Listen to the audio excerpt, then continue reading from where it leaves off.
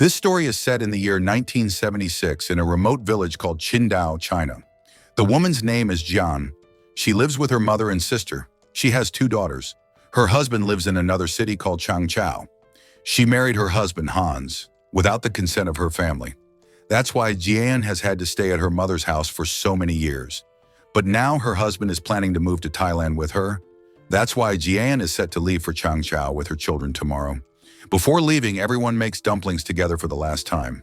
Her mother loves this food very much. She makes delicious dumplings, but Jian's dumplings are even more delicious. Then her aunt arrives and gives her cousin's phone number. Jian's cousin lives in Hong Kong and can help her in any need. The next day, Jian leaves for Changchao with her children. Her husband Hans also comes to pick her up at the station. Jian sees that her mother-in-law has also come to the station, but she says something that brings tears to John's eyes. She says that a few years ago, she arranged her son's marriage to a girl from a rich family in Thailand. Her son now lives in Thailand to take care of his wife's business. He needs a servant to take care of his wife. If John wants, she can go to Thailand with him to work. Hearing this, John's heart breaks. She didn't even know about her husband's second marriage. She thought she would go to Thailand with her husband and children to spend the rest of her life. But now she is unable to understand what decision to make. Then Hans brings her to a small room in a remote part of Changchao City. He wants to eat dumplings made by John. So, John makes dumplings for everyone.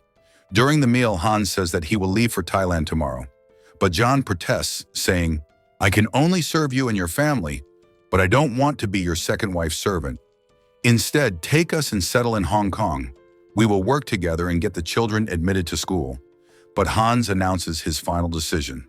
He will go to Thailand tomorrow. Saying this, he leaves them there alone. The children call out, "Baba, Baba," from behind, but he doesn't look back.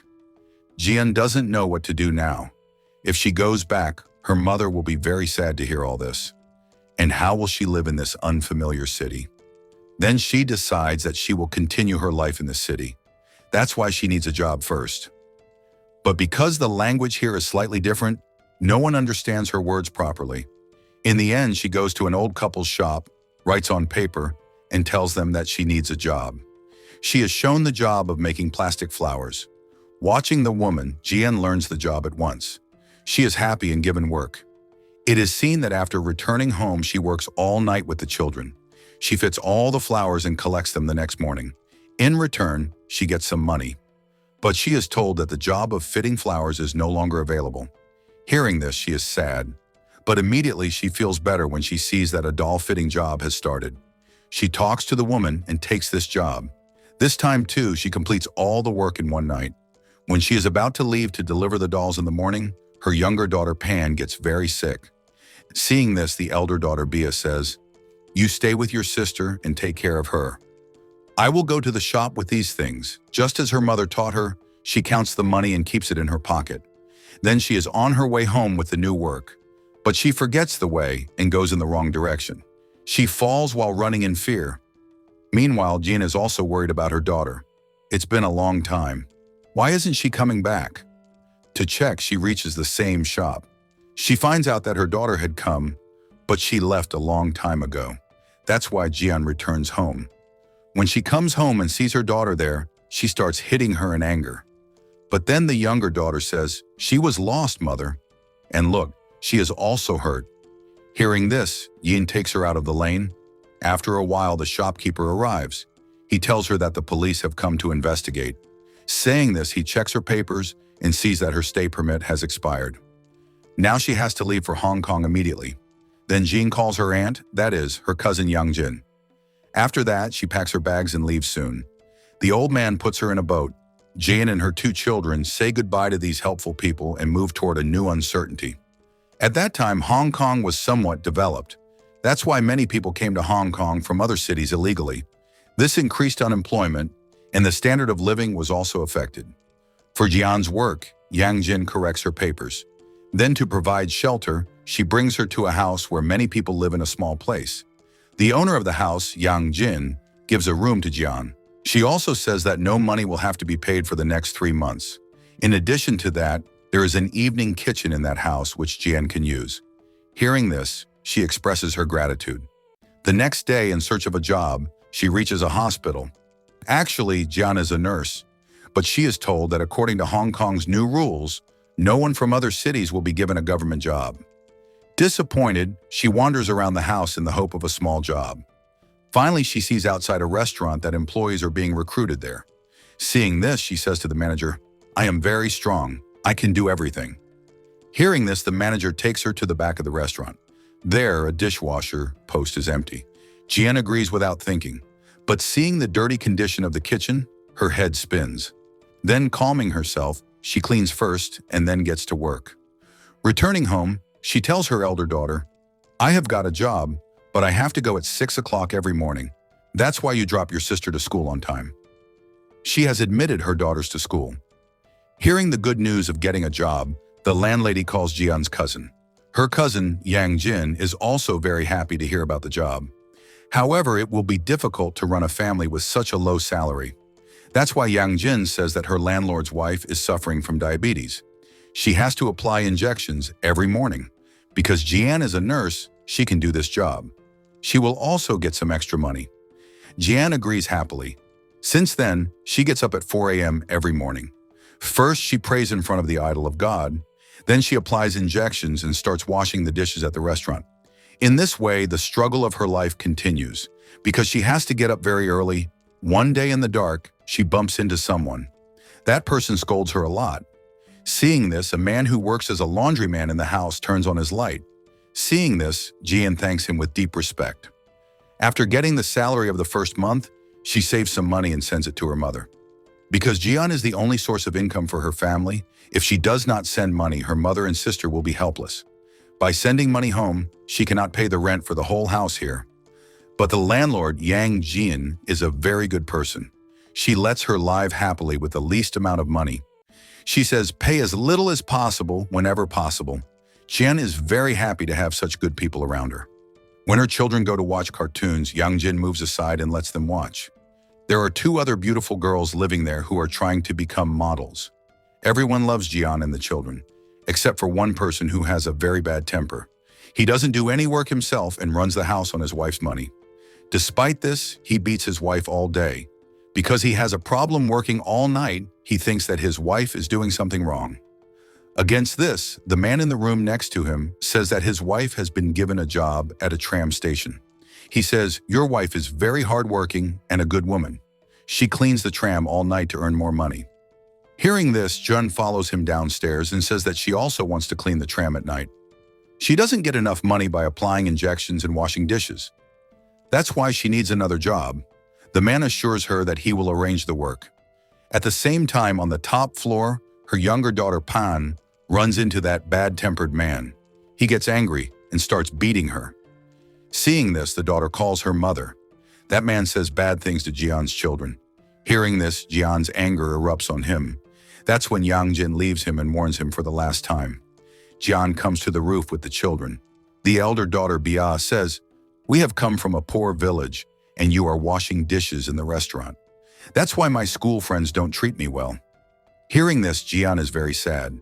Still, she says to herself, "We have just come here. That's why they say all this. Very soon your mother will find a good job. Then everyone will love you." While she is being playful, a man comes to the roof. He says that he lives in a room on this roof. Hearing this, Jian apologizes and leaves. The man says, "You can come to the roof whenever you want. My name is Chang, but everyone calls me Uncle Dessert." The children are excited and ask why he has such a name.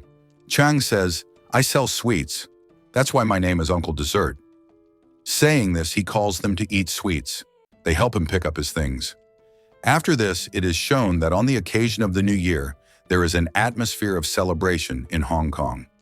Then Yan writes a letter to her mother. But Jian's sister, looking at the stamp of that letter, says, "What is Jian doing in Hong Kong now? Why didn't she go to Thailand? She should be in Thailand." Jian wrote a lie in the letter saying that her mother-in-law is very sick, which is why she is in Hong Kong now. She will go to Thailand very soon, while her husband has left her forever. She is now doing 3 jobs together to run her house. She works hard all day and also cleans the tram at night. She takes care of the children at home. Then on the occasion of the New Year, she makes dumplings for everyone. After eating the delicious dumplings she makes, everyone praises her a lot. The old man who gives her a job at the tram brings toys for her children. Then they go down and celebrate the new year. Time passes like this. One day, Jian falls while washing dishes. Despite a lot of effort, she can't get up. Then at night, while working on the tram, she feels a lot of pain. With great difficulty, she walks on the road, crawling on her knees, and reaches home from the stairs. Seeing this condition of their mother, the children call everyone. The doctor tells her that there is a hole in her spinal cord. She will not be able to do such hard work and will have to rest in the hospital for a few days. Jian says, "Give me a painkiller. I have 2 children. If I don't work, they will have to stay hungry." After this, she has to stay in the hospital for a few days. Even then, Yang Jin takes care of her children. Even after returning home, she cannot walk properly for many days. According to the rule, she will get some money from the restaurant for medical expenses. In this difficult time, if she gets that money, she can go home for a few days. But the manager does not give her money directly. He says that he will not give any money. On the contrary, he insults her by saying that she is greedy for being sick. In the meantime, the old man tells her that the owner of the tram has decided that outsiders from other cities will not be allowed to work. That is, the night job of cleaning the tram is also gone. All in all, Jian is deeply disappointed and in serious pain. She doesn't even have money to feed her children. She decides to jump off the roof and end her life. Then her younger daughter comes and starts reciting a poem. Seeing the faces of the children, her decision changes. They ask her, "What happened to you?" Jian says, "I am very tired. I am losing the fight of life." Listening to all her talks closely, Uncle Dessert calls the children and says, "From now on, I will feed you." Hearing this, Jian starts crying with great gratitude. Then he cooks food for them and feeds them his delicious dessert. Then Jian asks, "Where do you sell all this?" He says, "In front of the beach." The next morning, he brings her to the beach. He says, "We come here every day at 6 o'clock. Here, fried chicken, fish balls, soup, and various types of food are sold. But no one sells dumplings. You make very good dumplings. You should start this business." Following Uncle Dessert's advice, Jian sells her ring first. Then, with the help of a lawyer, she takes the rest of the money from the restaurant manager. The next day, Uncle Dessert takes her to the market to buy and sell old things. From there, she buys an old cart or mobile shop. Apart from this, she buys things as needed. Then, to make dumplings, she buys meat and eggs. The next morning, she comes to the port. Uncle Dessert introduces her to everyone. After a while, there is a crowd of customers. Everything sells well, but no one buys dumplings from Jian because, in that city, no one is familiar with this food. Apart from this, she doesn't have much self-confidence. That's when the police come and chase them away. When Jian asks the reason, they say that it is mainly a terminal. People come and go from there. Setting up a shop there is against the rules. That's why the police sometimes come and chase them away. However, not a single dumpling of Jian's is sold. That's why they go to the market. Even after standing there for a long time, no one buys food from them. She sees that the dumplings have gone bad. That's why she picks them up and throws them in the garbage. She can't stop crying. All her hard work has been wasted. The last ray of hope is also fading away. She returns home and sees that the children have not slept yet. Seeing this, she scolds them and tells them to sleep. Then, disappointed, she looks outside. That's when the landlady, Yang Jin, finds out that Jian's business is not doing well at all. That's why she calls Jian for dinner at night and says, "I also started like you from scratch. My husband also left me. Today is the first day," she explains, "that no human being is successful in one day. Keep trying. I believe you will be successful. If needed, you can make me your assistant. With my loud voice, all the customers will come running to you." In this difficult time, in this unknown city, with such support, Yan considers herself lucky. The next day, she goes to sell dumplings again. After a long time, some school children come and ask for dumplings. Jian happily serves them. As soon as the children taste them, they start praising her a lot. Hearing this, Jin can't stop smiling. The uncle next to her, Dessert, is also very happy. Gradually, the customers start increasing. Then suddenly, the police come. Seeing this, all the street food vendors start running. Jian rushes to the shop and drops a utensil in a hurry. The policeman picks up that utensil and tells her, after a few days, an old man eats her dumplings and says, "The taste is good, but its layer is too thick." Make it a little thin and soft. By the way, street food is never perfect. Jian takes this seriously. She goes home and tries to make a thin layer, but the children don't feel much difference. She tries again and again, and every time takes them to Yangjun to taste the food. Still, something is missing. Finally, she uses salt water. This time, her dumplings become much more delicious and perfect than before. Gradually, her sales start increasing. On holidays, her children help her. Within a few days, her dumplings start being discussed. One day, the Don of the area comes there with his men. He says, if you want to do business here, you have to give a monthly fee. One of his goons tries to touch Jian's daughter. Seeing this, Jian picks up a knife. Seeing Jian's anger, the Don remembers his mother, who saved him in the same way. The Don says, give me your dumplings. After eating, he asks his men to eat too. Everyone is very happy after eating. The Don asks his assistant to pay the bill and immediately gives her money for 20 plates. Then the Don says, it's my mother's birthday. I am ordering 500 dumplings for her. Jian thanks him for his kindness. But one day the police come again and arrest everyone. Even the cart is seized. The officer says, it is a crime to block the road of the terminal and sell street food. Everyone will be punished. Hearing this, Jian's daughter says, why punishment for such a small crime? Jian hides her and apologizes to the officer. She says, punish us but leave our children and their school bags. We will educate them and make them human. That's why I sell dumplings. Hearing this, the officer lets them go. He returns everything he sees to everyone. The officer not only lets everyone go, but also allows them to sell at the terminal. One of them is a woman's son who is very sick. The officer gives him money from his pocket and gets him treated. Everyone is very happy and thanks him.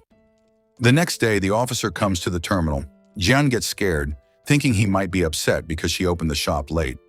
But the officer smiles and says, don't be scared. I have come to eat dumplings. I have heard about your food after eating, he says. These dumplings are not found in this city, but in my village, which is very famous. Hearing this, Jian is shocked and says, I am also from Qingdao village. He packs a lot of dumplings, gives her money, and leaves. 5 years pass like this. The market is now closed. Jian writes on a paper that her delicious dumplings will be found near the amusement park. There she opens a small shop, and slowly her popularity increases. People line up, and a Japanese man comes, and like other people, he also falls in love with her dumplings. One day, Jian meets Officer Hun again. He has come to eat noodles. Jian tells him that she has opened a new shop and takes him there. Later, she calls Officer Hun and his children to her house. Hun's daughter says, after his mother left, he never ate such delicious food again. That is, his wife has left him. A few days later, Hun comes to Jian's shop with a form. He says that he wants to bring his children and Jian's children to the swimming training center. 1 year later, Jian visits her children. Her mother thought that she must be worried because the day Jian left the house, her husband had left her. Her mother hears this and bursts into tears. Jian faced so many difficulties and started her business. When her hands hurt, Mrs. Hun massages them and relaxes her. Then a new problem comes. The amusement park shops have to be closed for a few days. Now Jian starts home delivery and uses Yang Jin for this. Business starts going well. One day Yang Jin says, I think Officer Hun likes you. If you marry him, you and his children will get both parents, and you will get a good life partner. Hun asks Jian's daughter where her mother goes. She says that her mother often goes to the graveyard. Hun goes there and asks, why do you come here? Jian says, when you get some time, there is no better place than the graveyard where you can think about life. Hun understands that Jian really likes him. Hun says, when you were at the terminal and waited for the last ferry to earn some more money for your children, I used to see your worried face. Then I thought my children need a mother like this. Saying this, Hun extends his hand toward her, but Jian does not hold his hand. A few days later, a girl comes and says, my boss wants to meet you. When John reaches his office, she sees that the boss is the same Japanese man who is a big fan of her dumplings. He says, we have a big super shop where you get all kinds of things. We want your dumplings to be sold there, but for that you need a factory so that you can supply as needed. Jian happily accepts this offer. Then she inaugurates the factory with her children. She hires some staff so that the work can be done quickly, but she oversees everything herself. Here, Officer Hun asks her to fill out a Canada immigration form again. That means he still wants Jian to go with him. But Jian calls him home and tells him that it is not possible for her to go to Canada, but she has feelings for him that shine when she looks at him from the window. One day at the factory, Jian sees that the staff has made the skin of the dumplings very thick and dry. She gets angry and says, "Throw away all the goods today." This is a loss, but it also proves that she will never compromise on taste and quality. Gradually, more and more super shops and supermarkets start offering deals, but she has a condition that the packaging and name will be hers. Similarly, her dumplings start selling all over the country. Then a call comes from the village. She returns immediately. Upon reaching, she finds that her mother has passed away. The shock is very big, but she manages herself and moves on. Now she opens an even bigger factory where difficult tasks like kneading dough start happening with a machine. Yang Jin jokingly says, "Now I won't have to massage your hands, right?" Jian smiles and says, "No, now I will massage your hands." After this, Yang Jin meets her same idol, in front of whom Jian used to sit. On her way back, Jian sees a poor man making a bottle on the side of the road. She starts looking at him carefully and suddenly her eyes fill with happiness. It is none other than Uncle Dessert. He had gone to another city many years ago. Today, Jian is very happy to meet him and brings him to the factory. Jian says to Uncle Dessert, "From now on, I will serve you. You will stay with us because, in the worst time of my life, you stood with us like my father. You put a spoon in the mouth of my children when I was completely broken. I will always be grateful to you." After this, she gives him dumplings and asks, "Does it still taste the same?" Uncle Dessert smiles and says, "Now it is better than before." One day, Jian sees a child eating a burger. She orders a burger for all the people in the factory and says, "This burger is American food that has come to our city so far. Similarly, I want my dumplings to reach every city in the world." To make her dream come true, her daughter suggests, "My friend has a company that delivers frozen food from one country to another. If you deal with them, your dumplings can be sold all over the world." Jian likes this idea and talks to the company. In this way, her dumplings become an international brand. While giving a speech, Jian says, "Today my dream has come true. For this, I want to thank every person who supported me in this journey. Thank you to that elderly couple who trusted me and helped me settle in this city. Thank you to my cousin Yang Jin, who supported me in every way. Thank you to Yang Jin, who kept me and my children at home without rent and took care of us. Thank you to that elderly man who gave me a job to clean the tram for extra income. Thank you to Uncle Dessert, who fed my child and gave me the idea of selling dumplings. And thank you to the police officers because of whom we were able to start our business at the terminal." After this, she takes her daughters and goes to the same old monastery. Standing there, old memories come back to her. For the first time, the children of the school had bought her dumplings. The police had to run away when an elderly man told her to make the dumplings thinner. She stood near the pillar where she used to wait for the last train. Jean keeps thinking about how much life teaches a person. With hard work and courage, anyone can rise from the bottom to the top. Thinking this, she feeds her daughters and Uncle Dessert. This is the story of a Chinese girl named Jian, who made dumplings famous all over the world. People gave her the title of Dumpling Queen. Later in 2019, Jian passes away. But in the history of China, her name is always written in golden letters. Jian, the Dumpling Queen. So friends, how did you like this story? Do let me know in the comments. I love reading your comments. Thanks for watching. Bye and take care.